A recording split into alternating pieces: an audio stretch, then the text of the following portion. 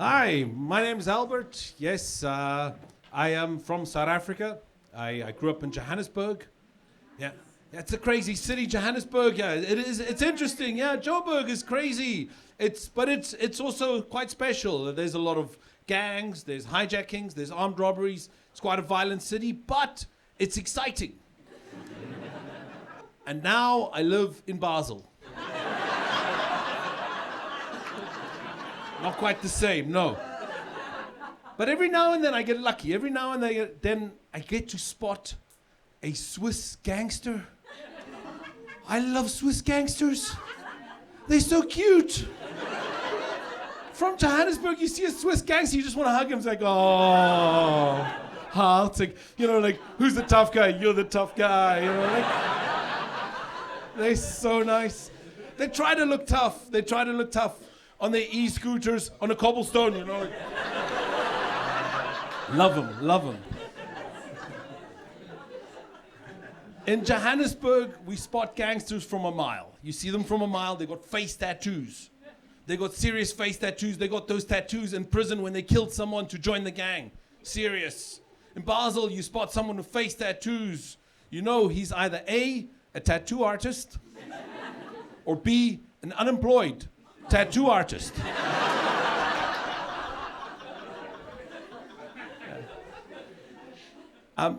So I'm a South African living in Basel, but I am not an expat. I'm what you refer to as an import. My wife imported me.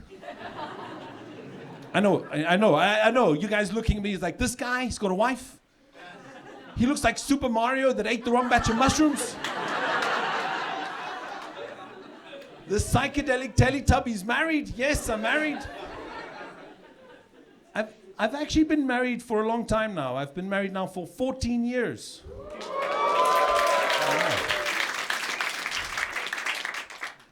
But we're not one of those couples other couples like to hang out with, we're not one of those couples people, because we've been married now for 14 years and we're still in love. Yeah, you guys say, oh, but you don't want to see that. You say, oh no, but you're gonna lose your lunch, it gets to a point our friends are like, oh, that's disgusting, stop it now. Because our message is just hearts and kisses and eggplants, it's just, it's too much, We still make out on the bus. Yeah. It's so bad, we own a tandem bicycle. Yeah, it gets worse. It's our second tandem bicycle because the first one got worn out. And we're so happy and in love, and it's almost like, it's at that stage I feel guilty about it. We're so happy and in love, and why are we so lucky? Because I look at my friends, they're in long-term relationships, and they're not happy and in love, and I'm thinking, okay, why do we have it and they don't? And I figured it out, what is the key to a happy, long-term relationship? And it's very simple. It is no kids.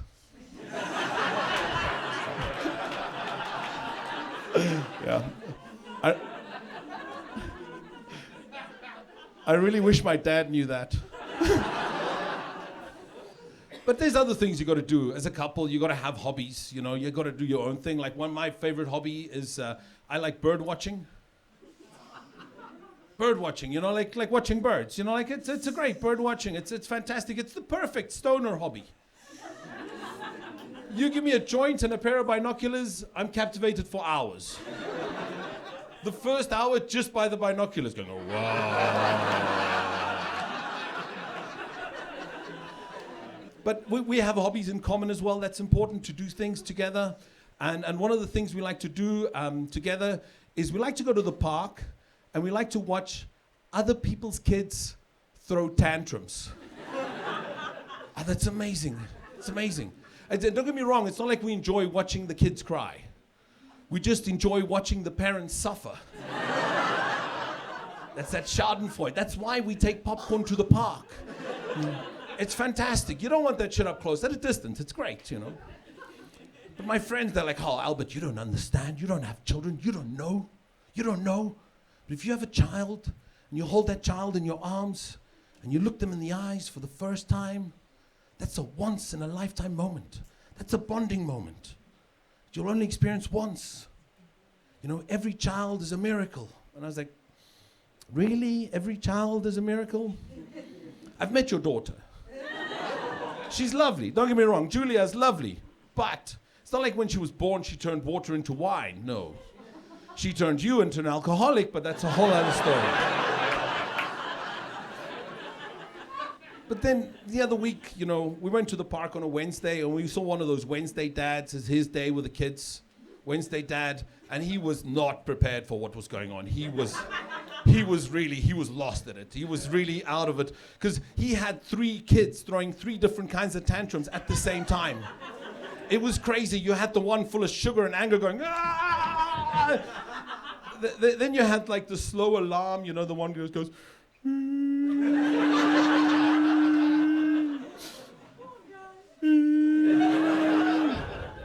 Then you had the trapped tortoise on his back just going, ah! You know, it was crazy. There were diapers stuck to his shoe. It was crazy. And we saw this. And I realized, this is a once-in-a-lifetime moment. And I looked at my wife. And we bonded over this moment. We clinked our wine glasses together and said, cheers to the choices we made in life. But 14 years is a long time. 14 years is a long time. A lot of things happen in 14 years. For example, this happened. Yeah, I know some of you guys are a bit shocked about this. I went from Super Mario to Homer Simpson. It was too quick, yes. Yeah, and I know it's quite bad, you know. Like, of course, it happens. You know, like your hairline shouldn't just be a line of hair on the back of your head. No. And this year is extra bad. I've outbolded my dad.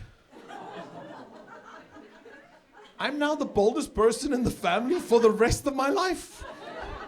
It's a lot to carry on your shoulders. Not so much on the head though, but on the shoulders. But I've got a nephew, he's only about 22, but he's showing some signs. Always hope. But not all of this is balding, you know, like the very shiny parts up front. This I've had since I was a small child. I was born with a condition. They refer to it as having an enormous head. It wasn't really a problem for me, most of my mother. I'll let that joke stretch out. But if you try to, if you want to start crawling, my arms were ready, my legs were ready, but my neck with this big head wasn't ready. So I'd make a few steps and I'll just land on the carpet like this, and I'll start crawling in circles. And my mom will find me spinning around the corner, then like this, and she'll just gently lift up my head and just flip it to the other side. I'll be crawling in circles like this. So these are just very old carpet burns. But the rest, that's balding. That happens. But I don't see balding as losing your hair. It just migrates, you know, it goes somewhere else. In my case, it was a mass migration. Okay, some of you guys seem a bit skeptical. You don't believe in hair migration theory? Okay, and like my wife, she's also a hair migration denialist. And she's seen proof, you know. We'll be lying in bed, she touches my chest, and she goes like, where does all this hair come from? Here, obviously. But I want to prove hair migration theory. I want to show her that something real, it's important. And I think the way to do it is if I show her, like we all do, you want to show somebody, prove something, you show them a documentary. Yes. But it has to be a good documentary, you know. It can't be this flat earth stuff, you know. My wife is Swiss, not American. You know, it has to be convincing. So I was thinking, to make a documentary that's convincing, you need a good narrator, right? Like Morgan Freeman's voice, you know, that makes a good documentary. But I think for my hair migration, even the best would be Sir David Attenborough.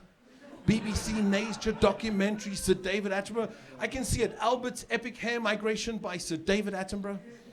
And he'll start it and he'll show you. This extraordinary journey